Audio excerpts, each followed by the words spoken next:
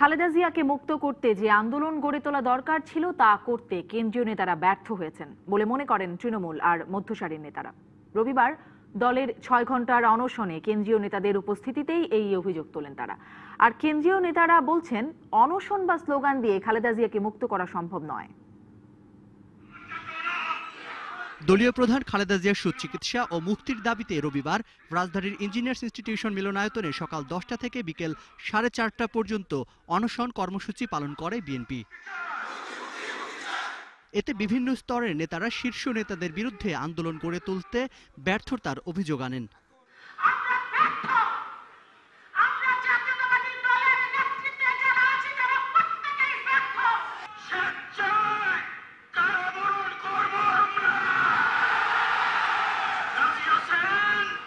এসব অভিযোগের জবাবও দেন কেন্দ্রীয় নেতা সহ সংহতি জানাতে আসা ঐক্যফ্রন্ট নেতারা। এখানে একটা প্রশ্ন উঠেছে, স্বেচ্ছায় কারাবরণ। হ্যাঁ, স্বেচ্ছায় কারাবরণ এটা ভালো প্রকার, কিন্তু প্রশ্ন হলো মামলা হলে পালায় থাকি আদালতের পাশে যায় না, সেখানে স্বেচ্ছায় কারাবরণ করাটা কতটুকু সুযোগ আছে সেটা আমাদের দেখার বিষয়। স্লোগান দিয়ে ঘরের ভিতরে খালেদা জিয়ার মুক্তি হবে না। আমি এখনই আপনাদের সাথে রাস্তা নামতে রাজি আছি। আপনার রাস্তা নামবেন কিনা সিদ্ধান্ত গ্রহণ করুন। আপোষ করে, দর কষাকষি করে খালেদা জিয়ার মুক্তি সম্মানজনক হবে না।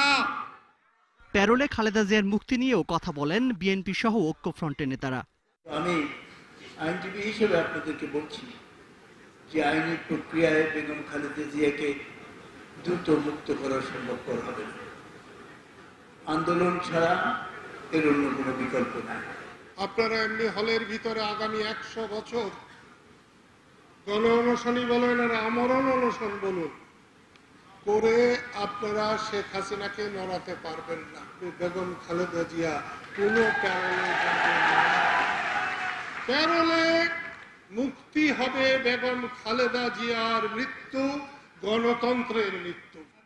তবে যে কোনো মূল্যে খালেদা জিয়াকে মুক্ত করার কথা বললেন দলের মহাসচিব। যে কোনো মূল্যেই দেশনেত্রী বেগম খালেদা জিয়াকে মুক্ত করতে হবে এবং সেই মুক্তি আন্দোলন আমাদেরকে অবিলম্বে শুরু করতে হবে। বন্ধু,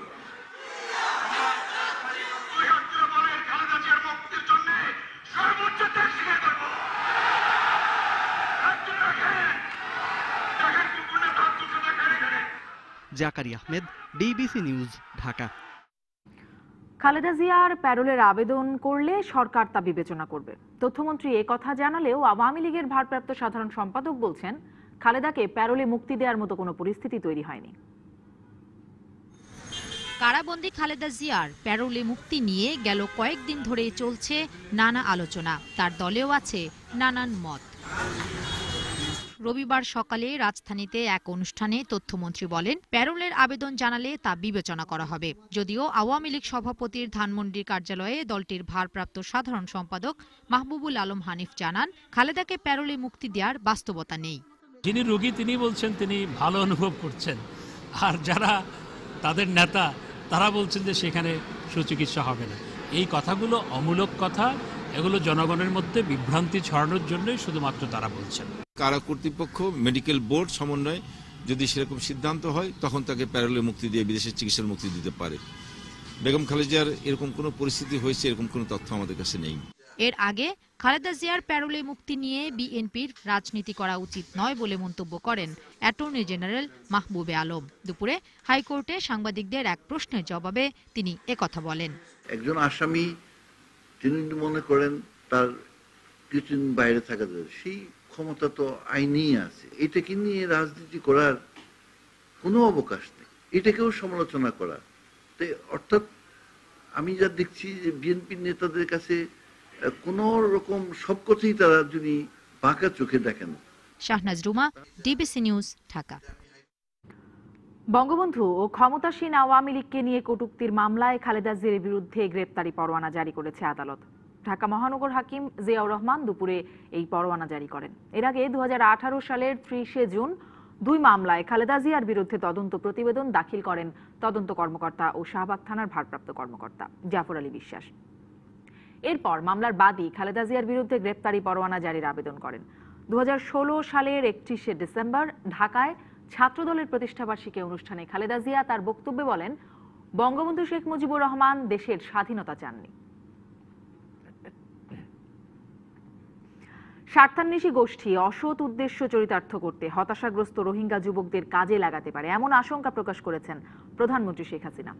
যুক্তরাজ্যের পররাষ্ট্র ও কমনওয়েলথ বিষয়ক দপ্তরের এশিয়া ও প্রশান্ত মহাসাগরীয় অঞ্চল সংক্রান্ত প্রতিমন্ত্রী মার্ক ফিল্ড সকালে প্রধানমন্ত্রীর সঙ্গে দেখা করলে একথা বলেন তিনি।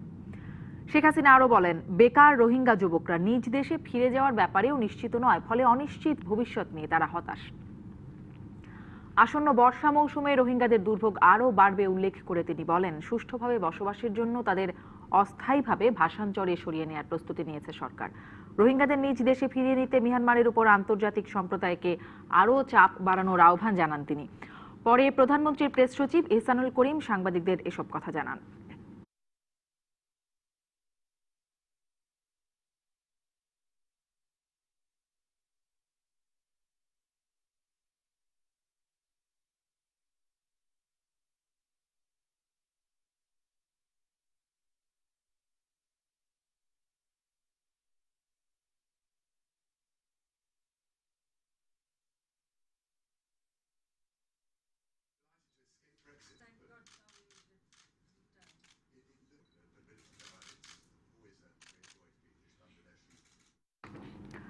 দেশে কোনো নিরাপত্তা ঝুঁকি নেই, যুক্তরাষ্ট্রের নিরাপত্তা সতর্কতা জারি দেশটির নিয়মিত কর্মকাণ্ডের অংশ, এমন মন্তব্য করেছেন স্বরাষ্ট্রমন্ত্রী আসাদুজ্জামান খান কামাল। সকালে মিরপুর পুলিশ স্টাফ কলেজে আয়োজিত এক অনুষ্ঠানে কথা বলেন তিনি। বহুজাতিক অপরাধ প্রেক্ষিত সার্ক শিরোনামে সকালে মিরপুর পুলিশ স্টাফ কলেজে শুরু হয় 14 দিনব্যাপী আন্তর্জাতিক কোর্স। এই আয়োজনে অংশ নিচ্ছে ভারত, ভুটান, মালদ্বীপ ও বাংলাদেশের পুলিশ কর্মকর্তারা। কোর্সটির মধ্য দিয়ে সার্কভুক্ত দেশগুলোতে বহুজাতিক অপরাধ মোকাবেলার পাশাপাশি প্রচলিত পেশাগত জ্ঞান ও অভিজ্ঞতা বিনিময় হবে। পরে স্বরাষ্ট্রমন্ত্রী সাংবাদিকদের জানান, আগামী মঙ্গলবার পাবনার আমিনউদ্দিন স্টেডিয়ামে দেশের 15টি জেলার 614 জন চরমপন্থী আত্মসমর্পণ করবেন।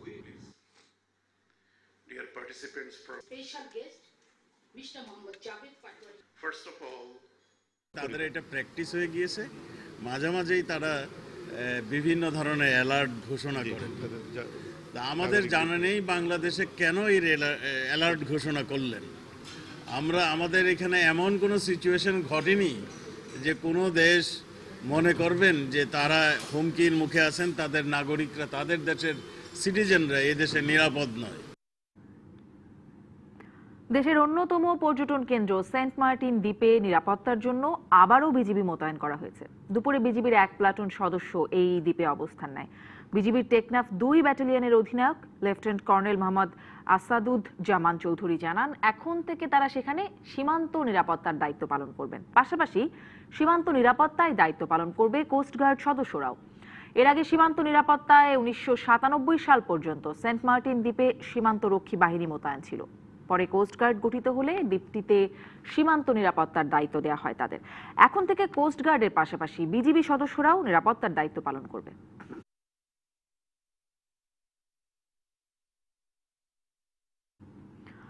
চট্টগ্রাম বিশ্ববিদ্যালয়ে ছাত্রলীগ ও পুলিশের সংঘর্ষে 12 জন আহত হয়েছে। প্রক্টরের পদত্যাগ, হাটহাজারী থানার ভারপ্রাপ্ত কর্মকর্তাকে প্রত্যাহার সহ কয়েকটি দাবিতে ডাকা অবরোধের সময় এই সংঘর্ষের ঘটনা ঘটে। গেল কয়েকদিন ছাত্রলীগের বিবদমান দুটি গ্রুপ মারামারি ও আলাদা কর্মসূচি পালন করলেও আজ এই দুই গ্রুপ এক হয়ে পুলিশের সঙ্গে সংঘর্ষে জড়ায়। বিশ্ববিদ্যালয় প্রক্টরের পদত্যাগ ও থানার ওসিকে প্রত্যাহার সহ কয়েকটি দাবিতে ছাত্রলীগ অনির্দিষ্টকালের ধর্মঘট ঘোষণা দেয়। রবিবার সংগঠনের বিবদমান দুই গ্রুপ এক হয়ে এসব দাবিতে বিক্ষোভের সময় পুলিশের সঙ্গে সংঘর্ষে জড়ায়। সকালে দুটি শাটল ট্রেন আটকে চালককে ট্রেন থেকে নামিয়ে দেওয়া হয়। তালা দেওয়া হয় ক্যাম্পাসের প্রধান ফটকে। তালা খুলতে গেলে পুলিশের সঙ্গে ছাত্রলীগের সংঘর্ষ শুরু হয়।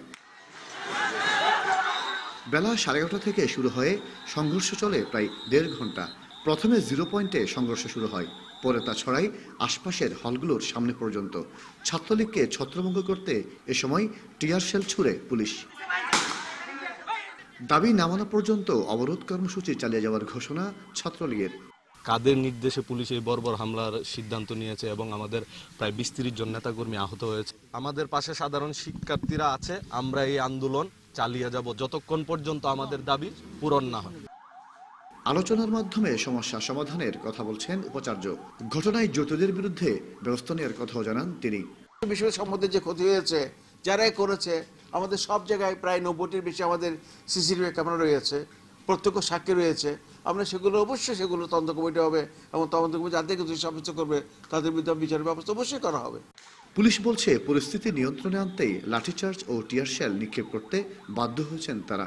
সর্বোচ্চ সহনশীলতার পরিচয় দিয়ে তাদেরকে আমরা আশ্বস্ত করি যে তাদের সমস্ত দাবি দাওয়া মেনে নেওয়া হবে, কিন্তু তারা বিনা উস্কানিতে পুলিশের উপরে হামলে পড়ে এবং আমরা মৃদু লাঠিচার্জ করি এবং আমাদের জল কামান দিয়ে তাদেরকে ছত্রভঙ্গ করে দিই।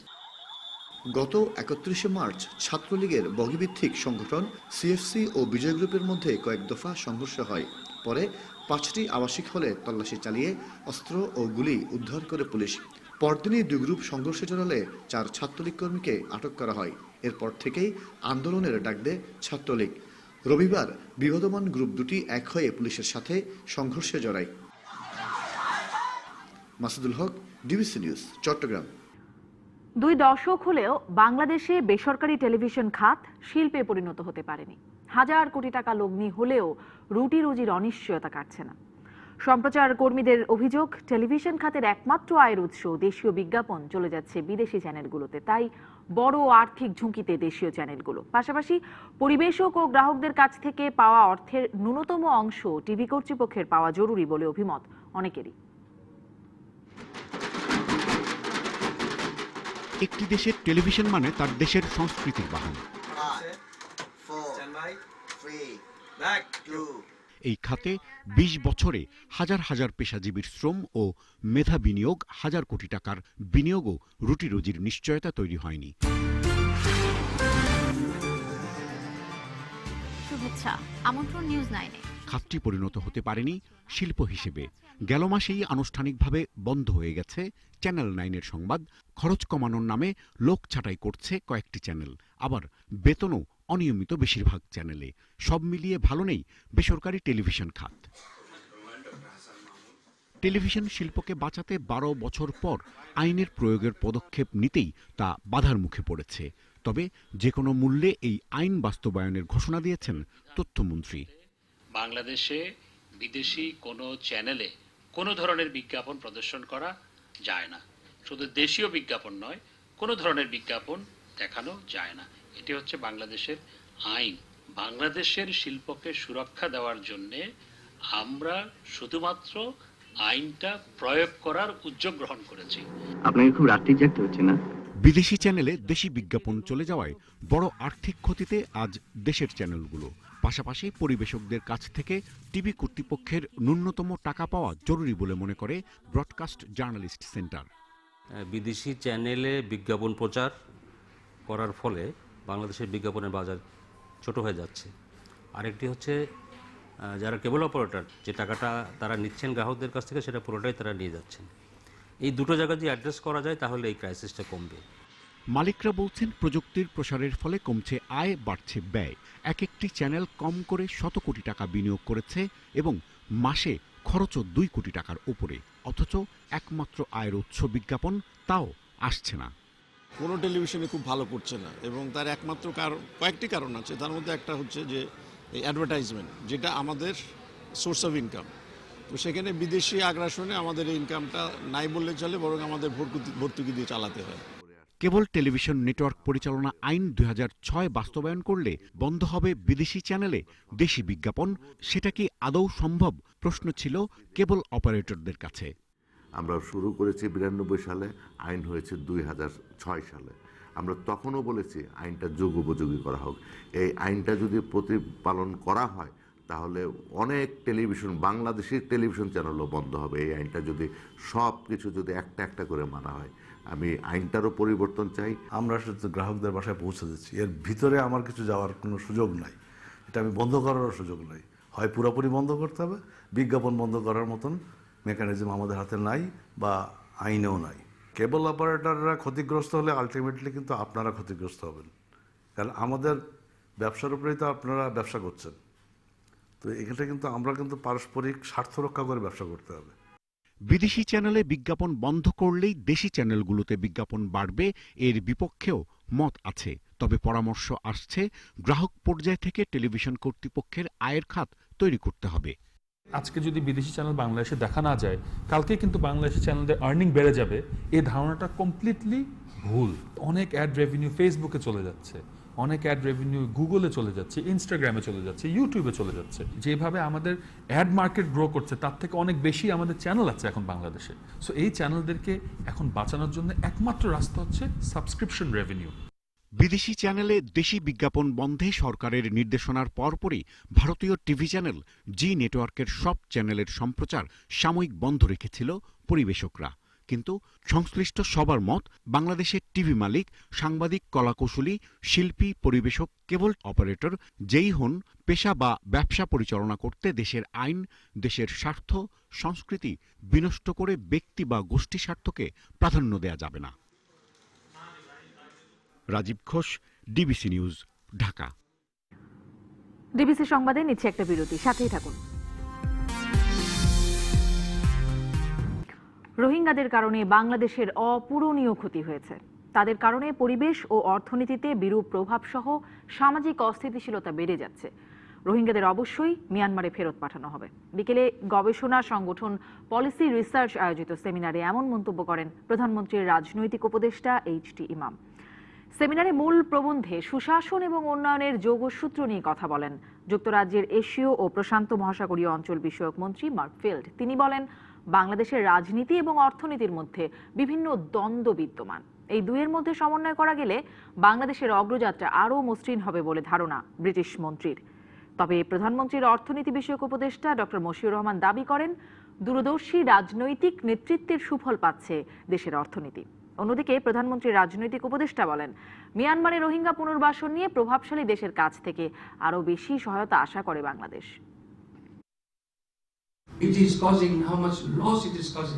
রোহিঙ্গাদের জন্য বাংলাদেশের অপূরণীয় ক্ষতি হয়েছে। আমাদের বন ধ্বংস হয়েছে, বন্য প্রাণী বিপন্ন হচ্ছে, স্থানীয় শিল্প এবং কর্মসংস্থান ক্ষতিগ্রস্ত হচ্ছে। এসব ক্ষতি কোনো কিছু দিয়েই পরিমাপ করা যাবে না। রোহিঙ্গারা মিয়ানমারের নাগরিক, তাই তাদেরকে ফিরিয়ে নিতেই হবে। আগুনে পুড়ে মানুষ মারা যাওয়ার কারণ খোঁজার পাশাপাশি সবার সম্মিলিত প্রচেষ্টায় সমাধানের পথ বের করার আহ্বান জানিয়েছেন গণফোরাম সভাপতি ডক্টর কামাল হোসেন। বিকেলে সুপ্রিম কোর্ট আইনজীবী সমিতি মিলনায়তনে অগ্নি, জননিরাপত্তা ও আইনের প্রয়োগ শীর্ষক আলোচনা সভায় তিনি একথা বলেন। কিন্তু পালন হয়নি, কেন পালন হয় না সেগুলোকে খুঁজে বের করা, কিভাবে এই আইনগুলোকে মানুষ পালন করতে বাধ্য হয় তার ব্যাপারে কিছু যদি আমাদের করতে হয় সেটা দ্রুত যেন আমরা করি। 26 জন মারা গেল, আরো কতজন এখন আহত, যার মধ্যে আরো মারা যেতে পারে। চকবাজারে দুর্ঘটনার মধ্যে 60-এর কাছাকাছি লোক মারা গেল। এইটা যেন আর বাংলাদেশে না ঘটে। সপ্তম দিনের মতো রাজধানীতে বহুতল ভবনের তথ্য সংগ্রহ করেছে রাজুক। মতিঝিল, পল্টন, কাকরাইল, গুলশান, বনানী সহ রাজধানীর বিভিন্ন জায়গায় 10 তলার বেশি যেসব বহুতল ভবন রয়েছে সেসব ভবনের তথ্য সংগ্রহ করা হয়। সকাল থেকে 8টি জোনে কাজ শুরু করে রাজুকের 24টি দল। এক সপ্তাহে প্রায় 850 ভবন পরিদর্শন করেছে রাজুক। 15ই এপ্রিল পর্যন্ত বহুতল ভবনের তথ্য সংগ্রহ করা হবে। এ পর্যন্ত রাজুকের অভিযানে বেশিরভাগ বহুতল ভবনে নানা ত্রুটি বিচ্যুতি পাওয়া গেছে। এসবের মধ্যে নকশার ত্রুটি, আবাসিক ভবনের অনুমোদন নিয়ে বাণিজ্যিক ব্যবহার, সরু সিঁড়ি এবং নাজুক অগ্নি নির্বাপন ব্যবস্থা সহ নানা অনিয়মের চিত্র এসেছে। পুরান ঢাকার বাসিন্দাদের প্রাণহানি হয় এমন কিছু নিয়ে ব্যবসা না করতে ব্যবসায়ীদের প্রতি আহ্বান জানিয়েছেন দক্ষিণ সিটি কর্পোরেশনের মেয়র সাইদ খোকন। সকালে রাজধানীর আরমানিটোলায় কেমিক্যাল ব্যবসায়ীদের সঙ্গে মতবিনিময় সভায় একথা বলেন তিনি। সভায় দক্ষিণের মেয়র আরও বলেন, ব্যবসার জন্য সব ধরনের সহযোগিতা করবে সিটি কর্পোরেশন, কিন্তু কোনো ধরনের দাহ্য পদার্থ না রাখার কঠোর হুঁশিয়ারি দেন তিনি। বিস্ফোরক অধিদপ্তর নির্ধারিত 35 ধরনের কেমিক্যালের বাইরে কিছু থাকলে তা সরিয়ে ফেলার আহ্বান জানান সাইদ খোকন। তবে এ বিষয়ে দ্বিমত পোষণ করেন ব্যবসায়ীরা। তারা সুনির্দিষ্ট নীতিমালা প্রণয়নের পাশাপাশি কেরানীগঞ্জের কেমিক্যাল পল্লীর কাজ দ্রুত শেষ করার দাবি জানান।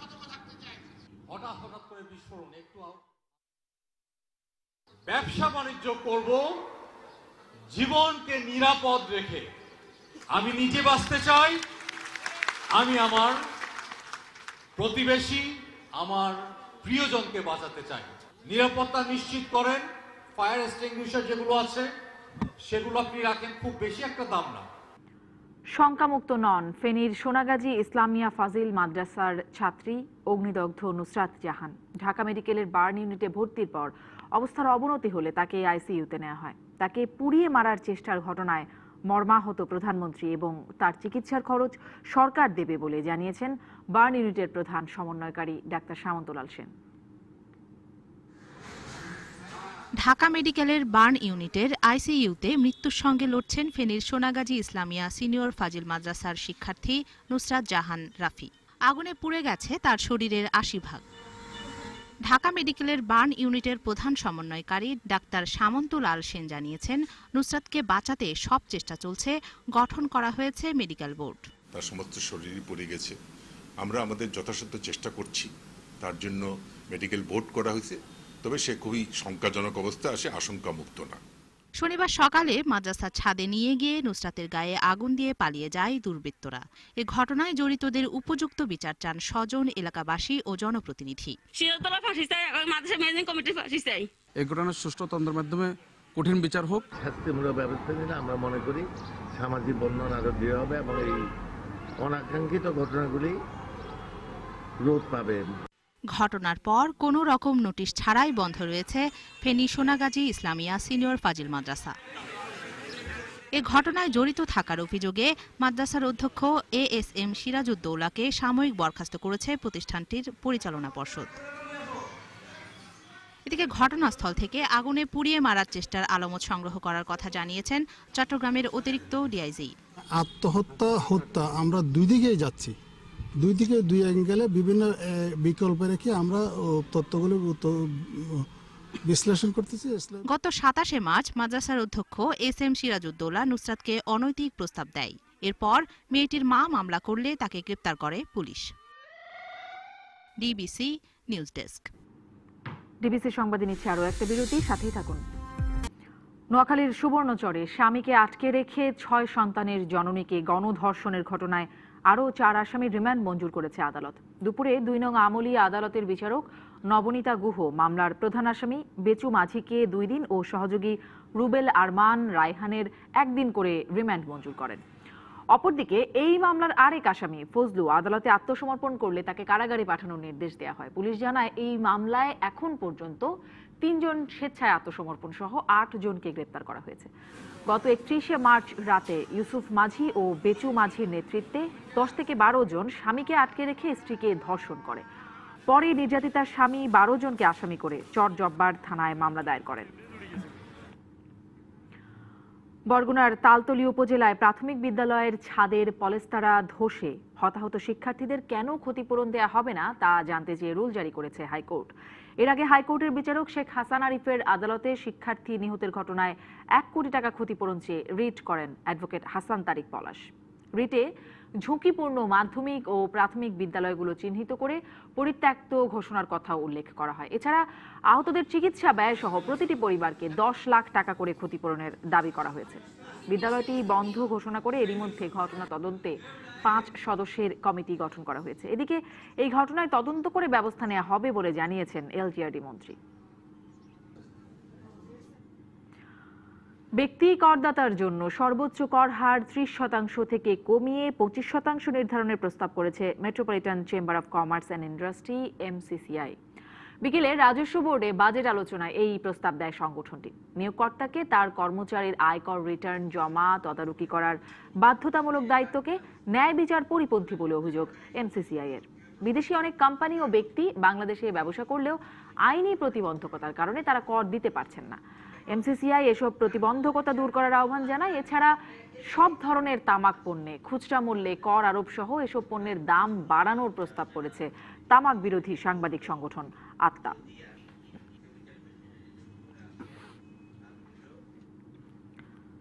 রূপালী পর্দা থেকে অনন্তের পথে শেষ বিদায় জানানো হলো অভিনেতা টেলি সামাদকে। প্রবীণ নবীন শিল্পীদের ভালোবাসা শ্রদ্ধায় সিক্ত করা হলো তাঁকে। রাজধানীতে বিদায় আয়োজন শেষে মুন্সিগঞ্জের নয়াগাঁও গ্রামের পারিবারিক কবরস্থানে চিরনিদ্রায় শায়িত করা হলো টেলি সামাদকে। 70-এর দশকের একজন শক্তিমান কৌতুক অভিনেতা টেলি সামাদ। একসময় কমেডিয়ান বললেই চলে আসতো যার নাম। এই কাগজের টুকরাটা আপনি কিনা দেখেন দেখি। ল্যান্ডে কুড়িয়ে পেয়েছি স্যার, এখনো রিডিং করি নাই, খালি একবার লুকিং করছি। অভিনয় শিল্পী, সহকর্মী, কলাকুশলী সবার প্রিয় টেলি সামাদ রোববার সকাল 10:30টার দিকে আসেন তার প্রিয় এফডিসিতে, কিন্তু একা নন, আসেন সবার কাঁধে চড়ে শেষ বিদায় নিতে। মানে এটা অনেক বড় কষ্ট, মানে এই কষ্টগুলো আসলে পরপরই পেয়ে যাচ্ছি, মানে খুব তাড়াতাড়ি সবাই চলে যাচ্ছে। পর্দায় দর্শক মাতানো টেলি সামাদ বাস্তবেও ছিলেন মানুষপ্রিয়, প্রাণোচ্ছল, তাই কখনোই কারো অভিযোগ ছিল না তার বিরুদ্ধে। টেলি সামাদ থাকা মানে আমরা আনন্দ করতে পারতাম, আমাদেরকে হাসিয়ে ভুলিয়ে অভিনয় করতাম। আমরা জানতাম না কখন সময় পার হয়ে যাচ্ছে টেলি থাকলে। আমরা ওকে আদর করে টেলি রাখতাম। সে একটা গুণী লোক, গুণী শিল্পী, এবং আমি মনে করি খুব অন্তর খোলা, খুব সাধারণ মানুষের মতো চলতো। টেলি সামাদ অভিনয় করেছেন 600-র বেশি চলচ্চিত্রে। জনপ্রিয়তার তুঙ্গে কখনো পেছনে ফিরে তাকাতে হয়নি তাকে। আমার বাবা যদি কোনো ভুল ত্রুটি, কোনো ধরনের কিছু যদি আপনাদের সাথে করে থাকে, আমি চাবো আপনারা সবাই তাকে মাফ করে দিবেন এবং তার জন্য একটু দোয়া করবেন। আমি খুবই প্রাউড ফিল করি যে আমার বাবা একজন গুণী মানুষ সব দিক থেকে, এবং সবাইকে অনেক হাসিয়েছে আর সবার শেষে সবাইকে কাঁদিয়ে চলে গেল। ক্যান্সারে আক্রান্ত হয়ে দীর্ঘ 40 বছরের এই পেশা জীবন ছেড়ে, বন্ধু প্রিয়জন ছেড়ে, কর্মক্ষেত্র এফডিসিকে বিদায় জানিয়ে চিরতরে চলে গেলেন সবার প্রিয় টেলি সামাদ। সাবিনা পুথি, ডিবিসি নিউজ, ঢাকা।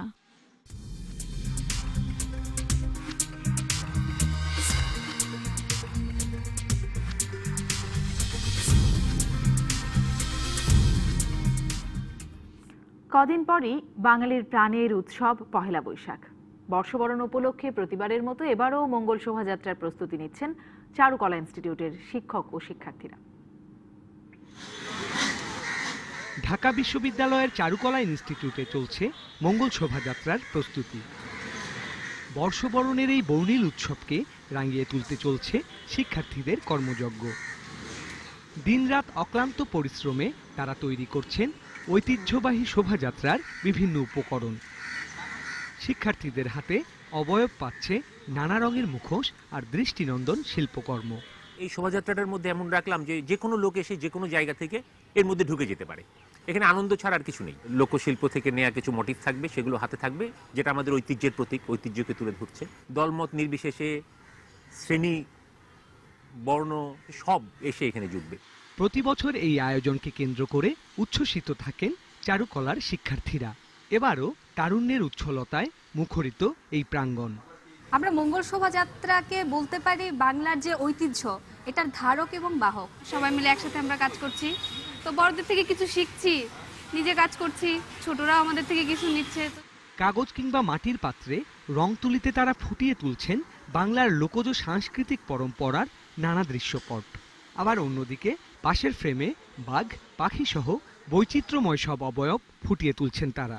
এই কাজগুলো যখন রাস্তায় নামে বৈশাখের দিন, মানুষ, সাধারণ মানুষ যারা আছে শুধু রাস্তা দিয়ে যাচ্ছে, তারা আনন্দ উল্লাস করে, কিন্তু এর পেছনে টানা 1 মাসের যে একটা পরিশ্রম থাকে, সেটা আসলে কোটি কয়েক মানুষ ছাড়া কিন্তু কেউ জানতে পারে না। আমাদের টিচাররা, আমাদের জুনিয়র স্টুডেন্টরা এবং আমাদের প্রাক্তন যারা ছাত্র ছিলেন, সবাই আমাদের সাথে তাদের সহযোগিতায় আমাদের কাজগুলো আমরা আরো সুন্দরভাবে করতে পারি। মস্তক তুলে ধরি অনন্ত আকাশে, রবি ঠাকুরের এই স্লোগান ধারণ করেই এবার উদযাপিত হবে বৈশ্বিক সাংস্কৃতিক ঐতিহ্যের স্বীকৃতি পাওয়া মঙ্গল শোভাযাত্রা।